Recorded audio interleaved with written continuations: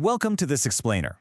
I am so glad you're here with us today because, wow, we are diving into something absolutely fascinating. We're going to completely demystify this massive, bleeding-edge debate happening right now between explainable AI and understandable AI. We hear so much about the AI black box, right? Like this idea that we desperately need our machines to explain themselves to us. But today we're actually going to look at the philosophy of science to ask a much deeper question. What does it actually mean to explain something in the first place? And honestly, are we asking our AI to do something that's literally impossible? Let's get right into it. To kick things off, I want to hook you with this brilliant little story from the philosopher John Dewey. Okay, so picture this. You're standing at the sink, doing the dishes, normal day. You pull some glass tumblers out of the hot soapy water and pop them upside down on a plate. But then, you notice something. Soap bubbles start emerging from under the rims of the glasses. They grow for a bit, kind of just hang there, and then they slowly recede back inside the tumblers. Now, what goes through your mind when you see that? If you're anything like the rest of us, it triggers this fundamental human impulse. You look at it and you immediately ask, wait, why did that happen? We are basically hardwired to seek out the causes of the things we see around us. And it's actually really fascinating how we systematically break down all these complex topics into these neat little educational categories just to satisfy that exact curiosity. Take the Max Planck Society's Wiss and Voss film series, for example. We take swarm intelligence and stick it in biology, the whole plastic waste problem, that goes to chemistry, Amazon wildfires into geography, and the Higgs boson right into physics. It's like a giant puzzle, right? Our brains just crave that structured knowledge. Whether we're watching a 20-minute explainer film or using structured academic methods like the one StudyFlix maps out, we want this messy, chaotic world organized into nice, predictable, understandable laws. Okay, let's dive into this. Here's our roadmap for today. First, we'll hit the human drive to explain, then classic models of science, peer right into the AI black box, and figure out why AI defies physics. After that, we'll look at the pragmatic shift and wrap up with measuring true understanding. So, starting off with Section 1, the human drive to explain. Let's look at how philosophers of science have historically defined this deep-seated urge to make sense of the world. When we talk about scientific explanations, we absolutely have to talk about Carl Hempel. He's a total giant in the philosophy of science. Now, Hempel gave us some foundational jargon here that we need to get down. First is the explanandum. That's just the specific event you're trying to explain. So for John Dewey washing his dishes, the explanandum is that soap bubble shrinking back into the glass. Then you have the explanans, which is the set of general laws and specific facts that actually explain that event.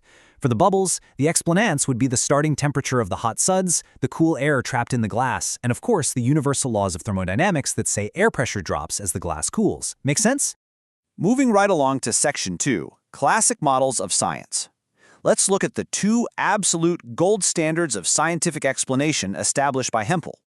So, the crucial point here is the contrast between these two classic models. On one hand, we have the deductive nomological, or DN model. Now, this is the ultimate scientific standard. It relies on strict universal laws. Think Newton's laws of motion. If you have the right starting conditions and the right laws, boom, the event is explained with absolute certainty, no exceptions. On the other hand, we have the inductive statistical, or IS model. This relies on statistical probabilities. It's kind of like taking an antihistamine for allergies. It doesn't cure you with 100% certainty, but it gives a highly statistical likelihood of relief. But here's the absolute vital catch for both of these. It's called the facticity condition. In traditional science, the laws and facts you use in your explanation literally must be absolutely, demonstrably true. But let's be real for a second. Not everything fits perfectly into these rigid models. Hempel actually shared this great micro-story about a diary slip from Sigmund Freud to show this. Freud was writing in his diary and accidentally wrote Thursday, October 20th, under the month of September. He later explained this away as a subconscious wish to skip forward a month so he could see a patient he was really eager to treat. Now, Hempel points out that this is an elliptic or partial explanation. It completely ignores strict physical laws. It tells us how the event fits into a broader psychological pattern, but it definitely doesn't give us absolute scientific certainty. We accept that in the human sciences, sure, but when we're talking about hard science and technology, we usually demand a lot more. And that brings us to Section 3, the AI black box. Let's shift gears to modern tech and look at the massive paradox we face with deep neural networks. Deep neural networks are unbelievably powerful, right? But they are notorious for being these opaque black boxes. We feed data in, we get incredibly accurate predictions out, but the actual math happening inside, it's completely dark to the human mind.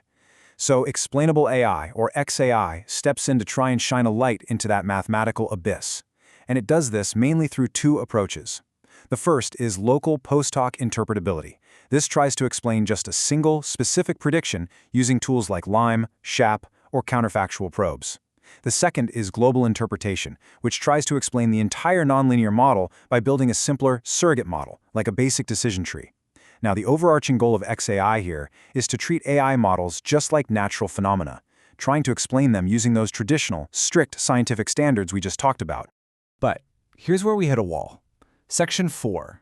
Why AI defies physics. Let's dive into Andres Paz's really brilliant critique on why trying to explain AI like this might actually be impossible. So Paz argues that XAI basically fails because it's trying to force Hempel's classic models onto deep neural networks, and it just doesn't fit. Think about it. An AI model is not a natural law of physics. Scientific laws have a general form. They connect natural classes in the world, like the volume of a gas or the electric charge of a particle. An algorithm, though, it's a custom-built predictive artifact. It is just this giant web of nonlinear mathematical transformations, things like ReLU or sigmoid functions.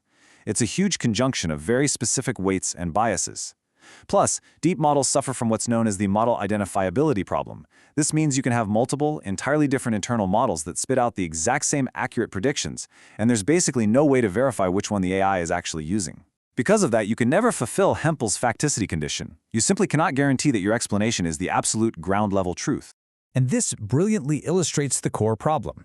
The computer scientist Cynthia Rudin hits the nail right on the head here. She says, explanations must be wrong. They cannot have perfect fidelity with respect to the original model. If the explanation was completely faithful to what the original model computes, one would not need the original model in the first place. Wow. I mean, that is the turning point of this whole explainer, right there. Because AI is so incredibly complex, any explanation of it literally has to be a simplification. And if it's a simplification, well then, technically, it's false.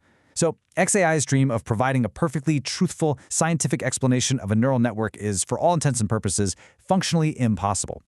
So, what exactly do we do? Well, we adapt. Welcome to Section 5, the pragmatic shift. It's time to talk about moving towards understandable AI. First off, get a load of this statistic from a survey by Keene and his team. They found that only 31% of research papers evaluating counterfactual XAI techniques actually bothered to include user studies. 31%. That means nearly 70% of researchers are out there building these highly technical, mathematically complex explanations for AI without even checking to see if a real human being can understand them. It's wild. The XAI community has been building technical solutions that often just completely ignore human cognition. To fix this mess, Paz argues we need a pragmatic pivot. Instead of obsessing over scientific truth, we need to aim for functional representation. And here is exactly how we do that. Step 1, we just have to acknowledge that the original AI is too complex for our brands. It just is. Step 2, we build an epistemic tool, basically a simplified surrogate model like a sparse decision tree. Step 3, we make sure this surrogate actually captures the functional similarities that we care about. And step 4, and this is absolutely crucial, we accept that this surrogate model is not perfectly factual. It's a fiction, but it's a super useful fiction. Or, as the philosopher Catherine Elgin puts it, it's true enough. So if we're letting go of absolute truth for things that are just true enough, how on earth do we know if it's working? That takes us to our final section, Section 6, Measuring True Understanding. Let's move to this and see how this builds a completely new standard for us. Understanding isn't about memorizing the exact mathematical weights hidden inside some neural network layer. Actually, scratch that. It's more like understanding is a success concept. It's all about your ability to actually put that knowledge to use. We test if someone understands an AI system not by having them read code, but by seeing if they can draw correct, counterfactual what-if inferences. If a user can look at it and say, okay, if the input data looks like this instead of that, the AI would give me this result, then boom, they understand it. When a person can accurately predict the AI's advice in a totally novel situation, that behavioral success, that's the ultimate proof of true understanding. I want to leave you with a final, kind of provocative thought to chew on. If an AI model perfectly explains itself, do we even need the original model? Or is a true enough understanding really all we need to move forward? We are stepping into this wild new era where the things we create are just totally outpacing our old-school models of scientific truth. But by letting go of this illusion of the perfect explanation and instead embracing pragmatic, real-world understanding, we can actually build way better, more trustworthy partnerships with our machines. Thank you so much for joining me for this explainer. Keep asking why and keep seeking to understand.